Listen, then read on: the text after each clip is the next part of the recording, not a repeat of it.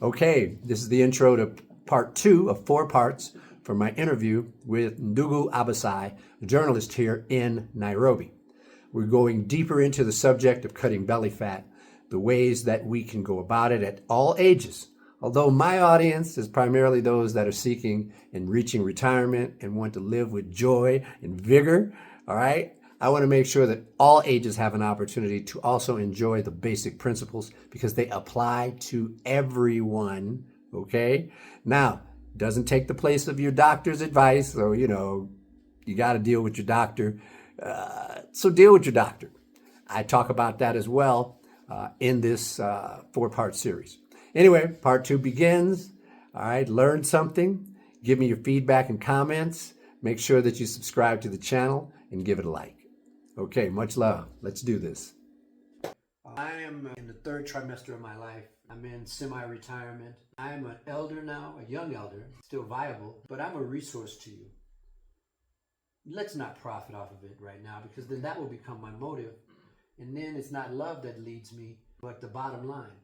True. Well, what's the point? If I live 20 more years, I don't take it with me. If I live 30 more years, I just want to make sure that I don't starve, right? I don't have to be rich for that, okay? My quality of life is already better than many rich people. True. And I don't own jewelry and fancy cars, and I don't have a mansion. Although I would like a ranch, I would like livestock. Here in Kenya. Yeah, of course. I know of a place. We can make jobs and feed people, get the farm to table going. I want to live long enough to be a part of that. And then in America, let's change the subject. I don't know if I can fight Monsanto and the big companies that are keeping small farms out of business back in America. So anyway, that's what I'm here for.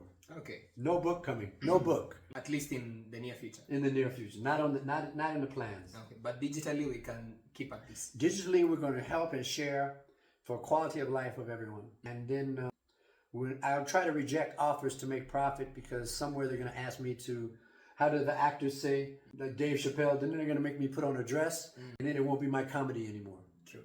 So we don't want that. They will own you. Yeah, we don't want that. Okay. Now, which types of exercise? I know you've spoken about certain things that one can implement and timelines. Right. So let's get to the exercises. Okay. Which type of exercises are most effective for reducing belly fat? Is it strength training, HIIT, or steady cardio, or core work, and why? Okay. I read this question yesterday. Mr. Abasai sent me these questions to look over because I wanted to be able to, in the written transcript, provide some links to some studies and resources that you can look up on your own to see where I'm getting some of my information. So I answered this question, none. Whether it be strength training, high intensity interval training or HIIT, whether it be steady cardio, like you get on a treadmill for an hour, core work, working your abs and back, I've been training folks. I started my personal training business, my first one, I was certified in 1990 by the National Academy of Sports Medicine. That is back 36 years. Yes. And back then you had to do hands-on qualification with master trainers watching how you worked with people. It's not like now where you just do an online test. Back then you had to do actual work with people and you were measured on your way of how you handled with your client, just like a doctor with patients. And so back then, in truth, whether I exercise you for weeks or even months, without diet change, dramatic change in what you eat and drink, without addressing the things that we take for granted that assault our bodies and that keep you from accessing your belly fat and reducing this visceral fat, exercise won't address that. Any doctor in this field will tell you, you must fast if you want to address visceral fat.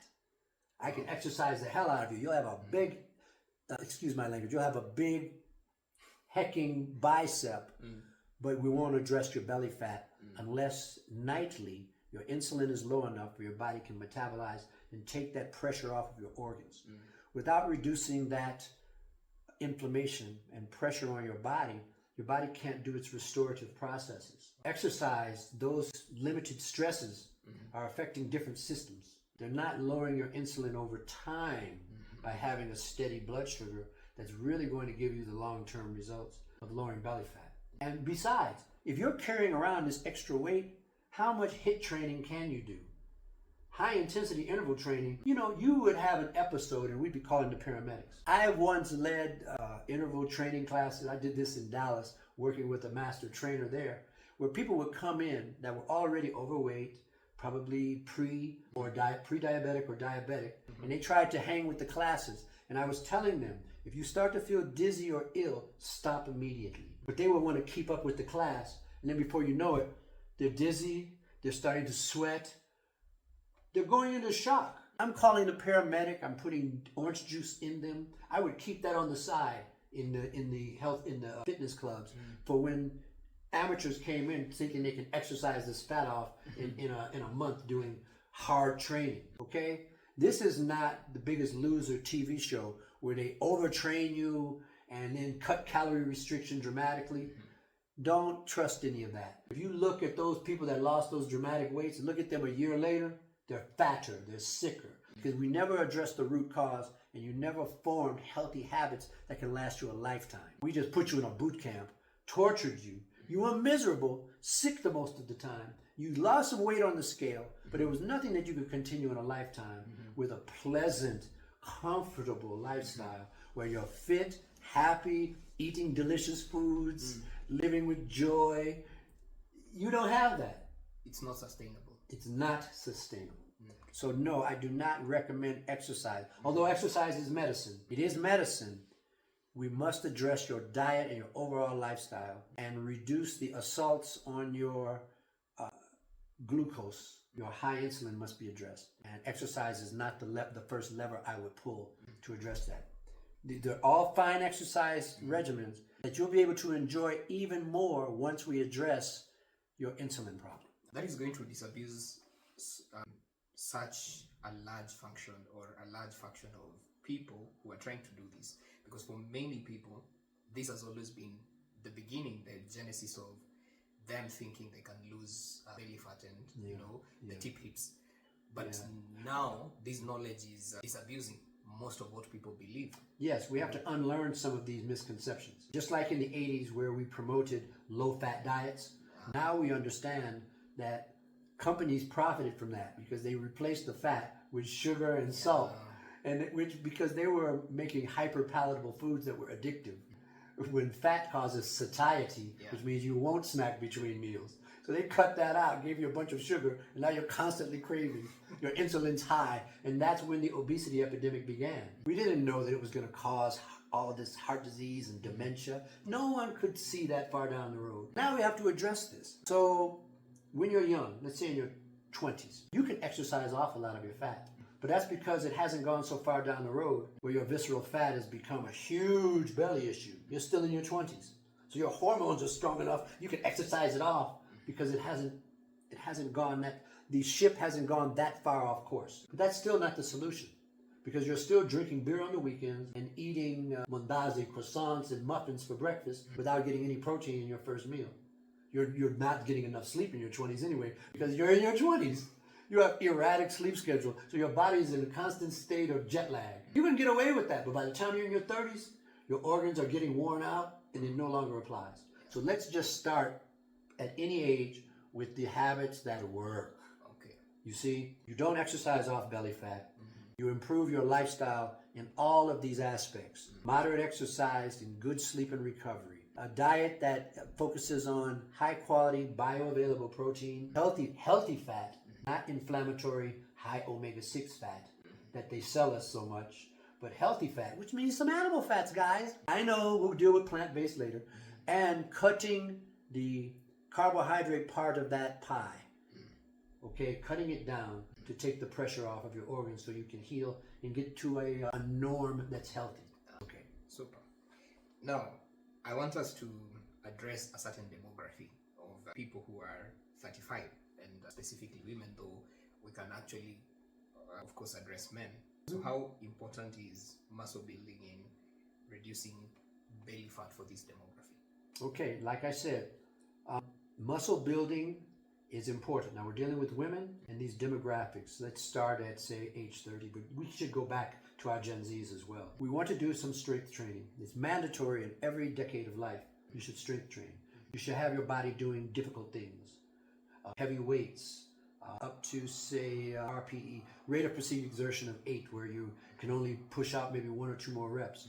With supervision until you learn proper form. But yes, strength training is important. But as I said, okay, diet is an equal and more important part. Your lifestyle, your diet, and your sleep hygiene. Exercise, then you include that as well. As you improve your muscle function and mass and composition. Now, ladies, I want you to know that we're not increasing your muscles. You're not going to get hulky, okay? But the muscle composition changes. More blood vessels form within the muscle. More mitochondria are produced. And those are the little power plants that create energy in your muscle. That won't make them bigger, but boy, will they burn more fat. Yeah. When your metabolism goes up because of more and higher quality mitochondria, you have more ATP. If you ever want to ask questions about this, hit me up on the side channel. You have more energy production and you're burning more fat even when you sleep. Okay? So exercise is mandatory at all ages. Strength training. Your cardio is important because your ability to take in oxygen and use it to burn calories. Okay, fat burns in the presence of oxygen. Every trainer is taught this. So your cardiovascular training, your aerobic work is highly important because it helps you to burn body fat. Okay, and it's because you're able to utilize more oxygen and your circulation is improved. So overall, you're burning more fat during the day. So yeah, of course you have to exercise, but that's at every age. Okay, and you should learn to strength train early because by the time you're reaching peri and menopause and postmenopause, you should already be working on this. But don't worry, it's never too late to start, just so you know. Yeah. But you should be working on your strength training. So for the ladies, please don't go on liquid juice diets.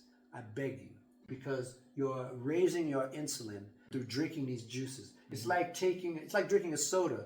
You think you're juicing healthy fruits and vegetables, but you're keeping high insulin. You're magnifying food cravings between meals. So you'll go on a juice fast and you'll lose some weight, but you're going to lose muscle and bone density. That's the last thing we want is sarcopenia and osteoporosis. Muscle loss and bone loss. You don't want that. You want to maintain your structural integrity. So no, you don't go on a sugar fast. In fact, all of the benefits of fasting are destroyed if you go on a liquid juice diet. It's destructive. I warn you strongly against it. And follow Dr. Amy Shah or any of the specialists in this space, and they will advise you against it. Okay, don't just listen to me. Reach out to me on the side, and I will push you in the direction of experts with the research behind them that will tell you the same thing. Listen to them. Okay. Amazing. Now, that is linked to the next question that was about diet, and you've spoken so coherently about juice, sugary juice dieting and whatnot, or fasting. Is it restricted to these natural juices, freshly squeezed juices, or even the ones that are, commercially produced?